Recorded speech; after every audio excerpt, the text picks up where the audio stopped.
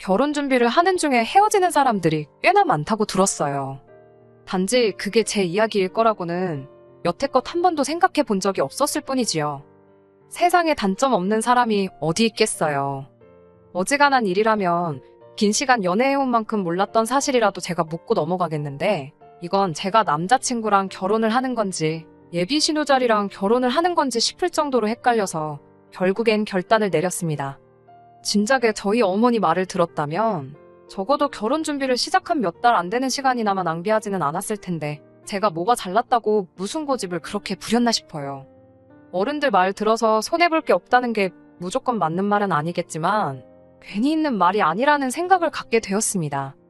결혼까지 생각했던 남자친구와는 인연이라는 길다면 길고 짧다면 짧은 시간을 연애했습니다.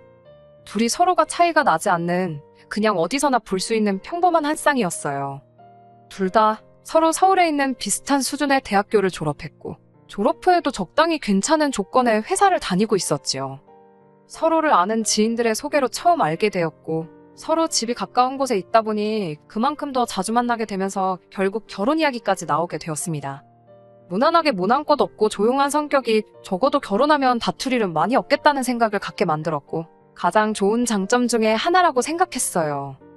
공통점보다는 다른 점이 더 많았지만 서로 다른 점이 많아야지 안 싸우고 잘 산다는 말이 있잖아요. 연애를 하면서 제가 남자친구를 먼저 저희 부모님께 소개를 시키게 되었습니다. 싹싹한 성격은 아니기에 분위기를 주도하거나 하진 않았지만 그건 그거 나름대로 저희 부모님한테 좋은 모습으로 보였나 봐요. 남자친구를 엄청 좋게 보셨는데 그래서 그랬나 자연스럽게 저도 남자친구와의 결혼을 열린 마음으로 생각을 하게 되었던 것 같네요. 제 나이가 30대 초반이고 남자친구는 벌써 나이가 30대 중반이 되던 상황이었어요. 그렇다 보니 연애만 하는 게 아니고 서로 결혼에 대해서 생각해 볼 시기이기도 했습니다. 그리고 제가 남자친구와의 결혼에 대해서 생각을 시작할 때쯤에 남자친구가 먼저 저에게 결혼하자는 이야기를 꺼내게 되었고요. 그때까지는 저도 여느 다른 사람들 마냥 결혼하고 가정을 꾸리고 그렇게 행복하게 살아갈 거라 믿어 의심치 않았습니다.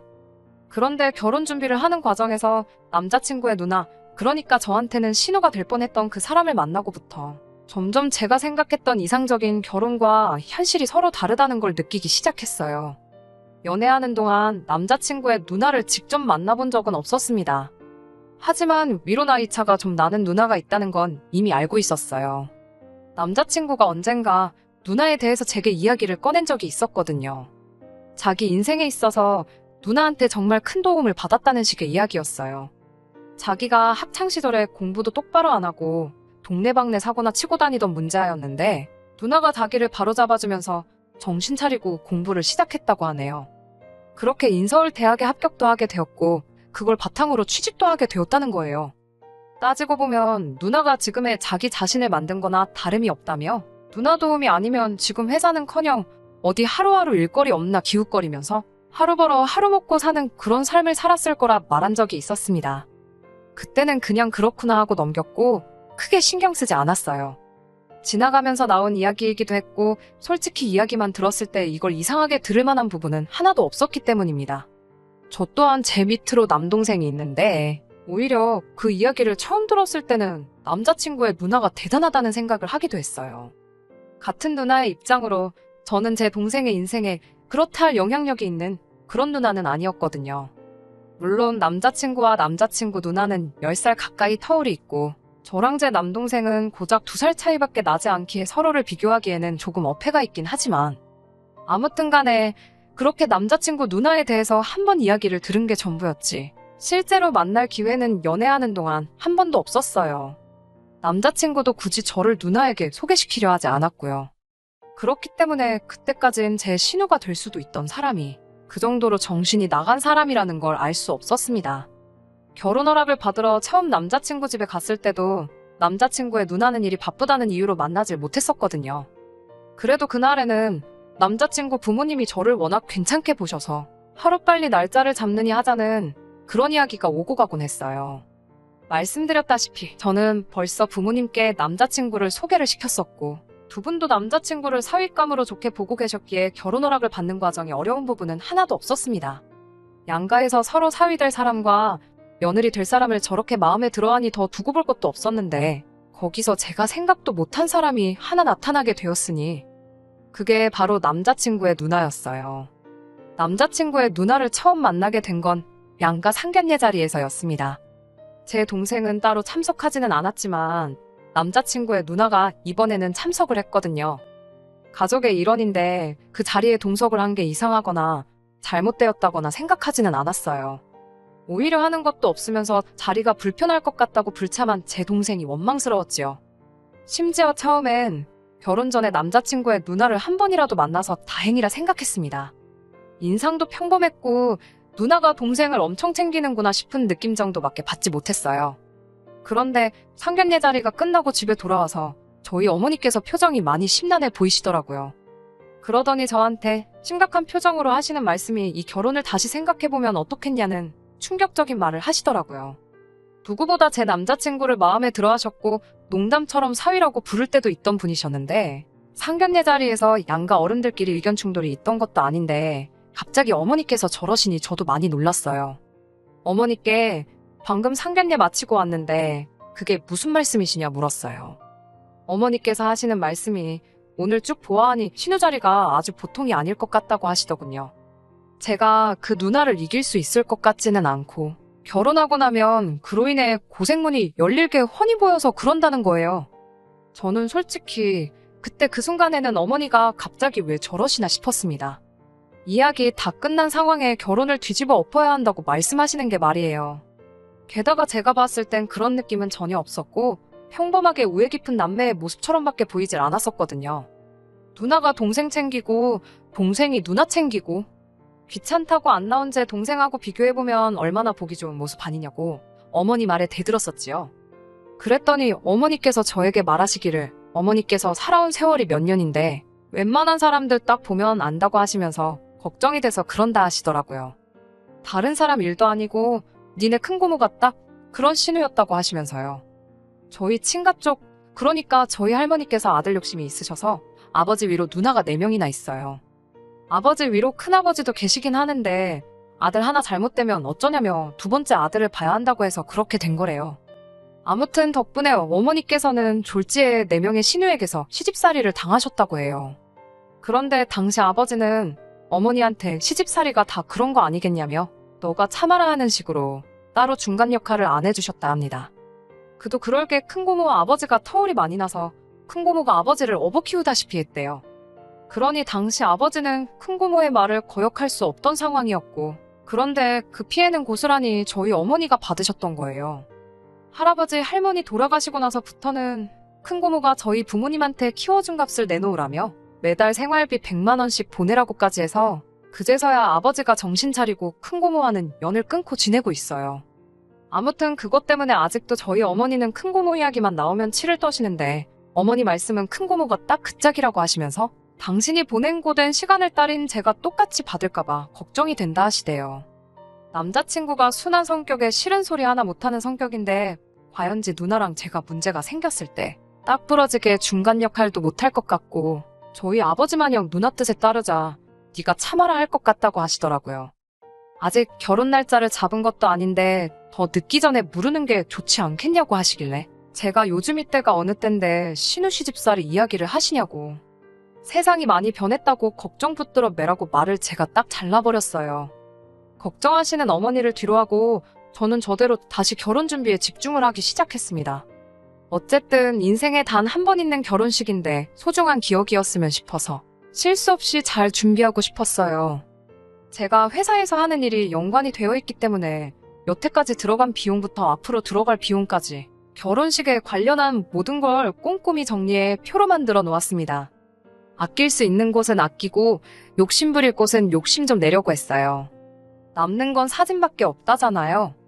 그래서 웨딩 촬영이나 본식 촬영 부분에 예산을 넉넉하게 잡았어요.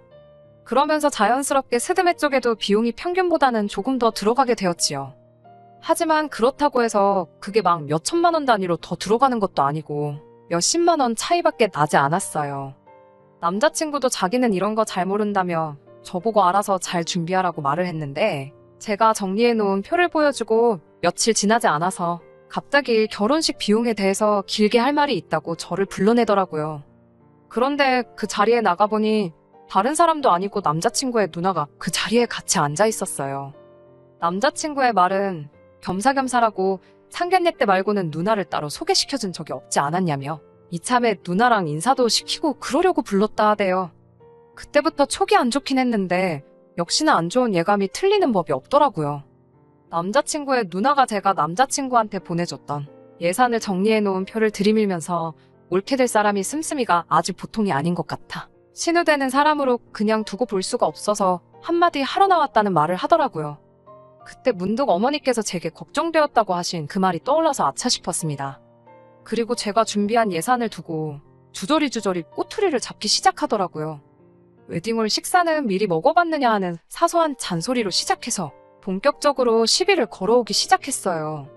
저도 여기저기 알아봤고 결혼식 비용에 신혼여행까지 포함해 2,000이면 평균적인 비용이라고 알고 있었는데 돈을 물쓰듯이 쓰네 어쩌네 하면서 내 결혼식인데도 마치 자기가 결혼하는 것 마냥 이것도 잘 알아본 것 맞냐 저건 너무 비싼 거 아니냐 하면서 자기 말만 들으면 결혼식 비용을 반으로 줄여주겠다니 어쩌니 허세를 다 부리더라고요. 결혼식 영상이니 웨딩 사진이니 결혼하고 나서 아이라도 태어나보라고 그런 거 보면서 추억에 잠길 여유 같은 게 없는 것이 현실이라면서 쓸데없는 데다가 거금을 쓰지 말라더라고요. 시간을 돌릴 수가 있으면 자기는 웨딩 사진부터 생략하겠다나 어쩐다나요.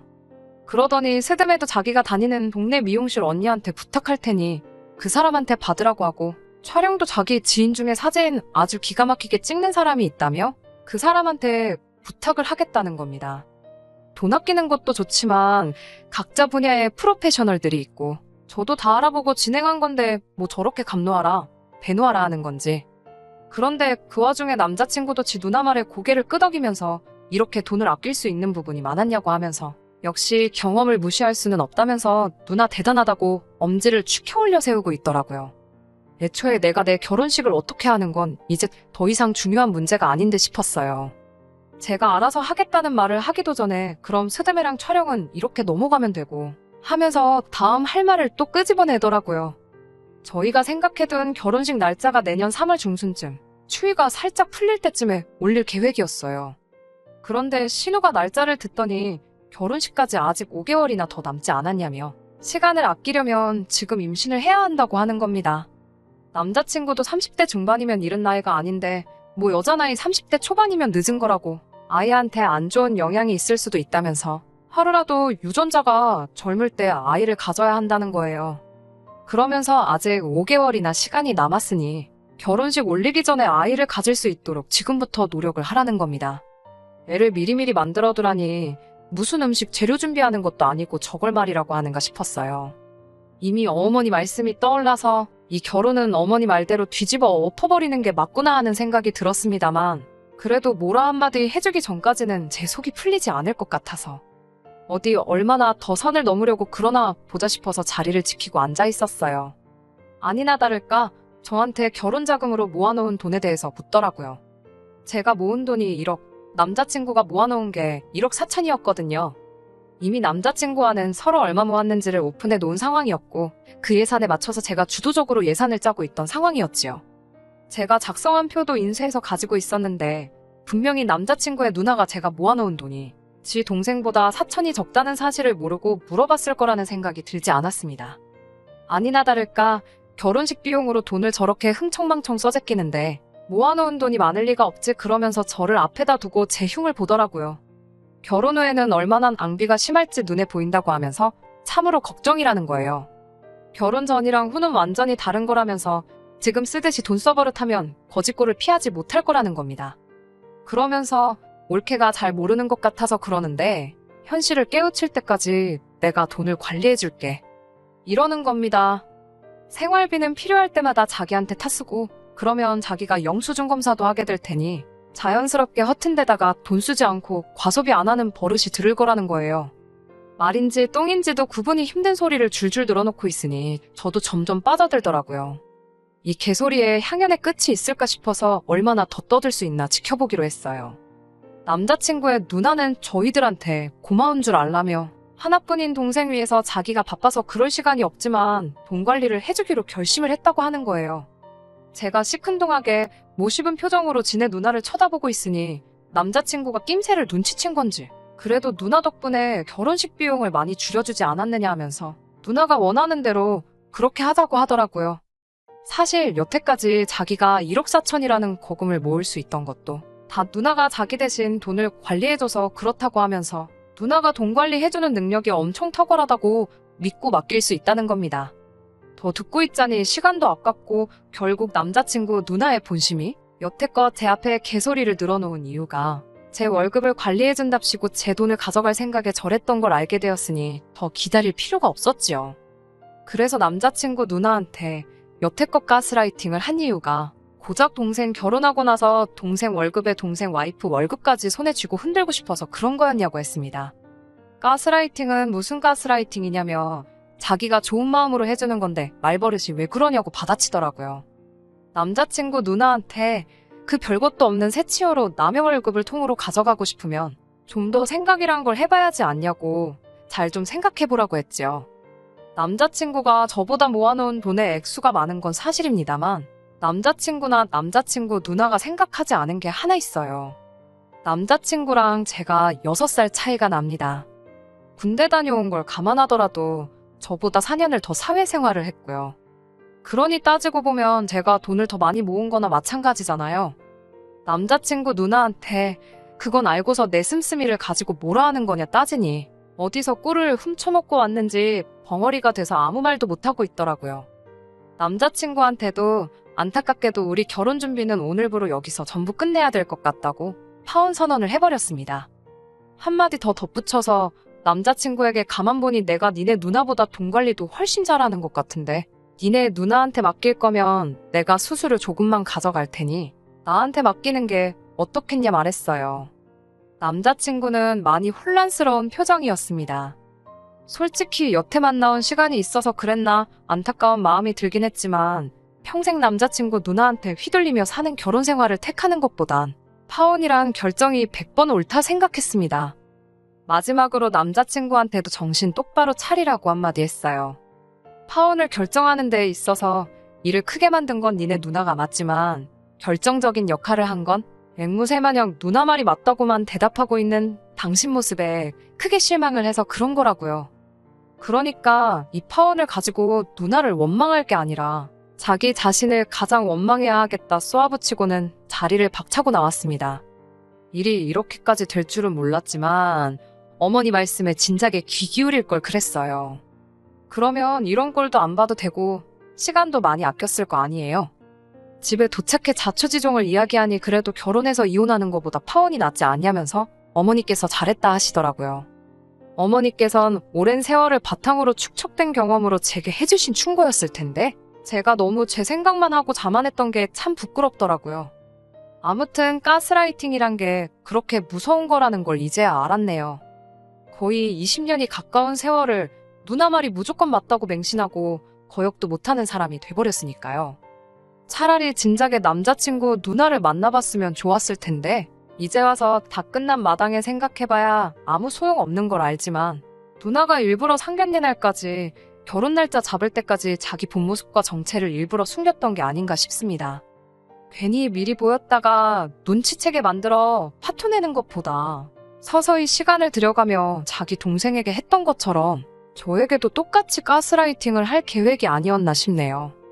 아마 저희 어머니께서 저에게 미리 경고해준 게 없었다면 만약이란 건 없지만 신우말에 혹해서 넘어갔을 수도 있을 것 같네요.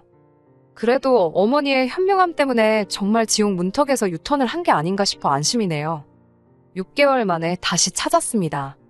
원래대로였다면 결혼식을 지난달에 올리고 딱 신혼여행 다녀와서 신혼생활을 즐기고 있었을 그때 그 스니입니다.